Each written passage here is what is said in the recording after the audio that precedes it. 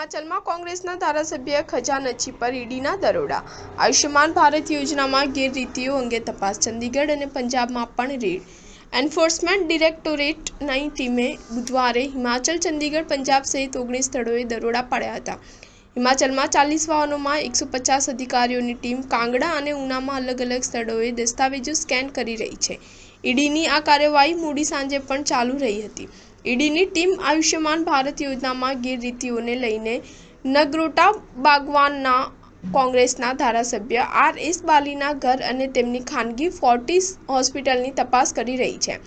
આ ઉપરાંત ટીમ દહેરાથી 2022ની વિધાનસભા ચૂંટણી માટે કોંગ્રેસના ઉમેદવારના ઘરે અને રાજ્ય કોંગ્રેસના કોષાધ્યક્ષ ડોક્ટર રાજેશ શર્મા અને તેમની બાલાજી હોસ્પિટલમાં દસ્તાવેજોની તપાસ કરી રહી છે.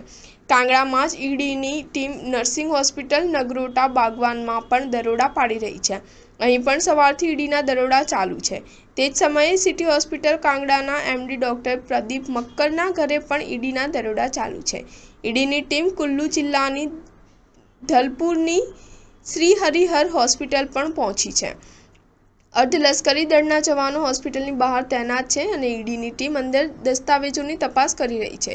દરોડા પહેલા ડોક્ટર રાજેશ શર્મા બુધવારે સવારે સ્થાનિક મંદિરના મૂર્તિની સ્થાપના માટે પૂજા કરી રહ્યા હતા.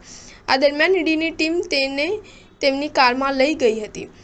RS બાલી અને રાજેશ શર્માના ઘર અને હોસ્પિટલની બહાર CRPF જવાનો તૈનાત છે. ઈડીની ટીમના અંદર દસ્તાવેજોની તપાસ કરી રહી છે. કાંગડાની અન્ય ખાનગી હોસ્પિટલોમાં પણ દરોડા પાડવામાં આવ્યા હોવાની માહિતી મળી છે.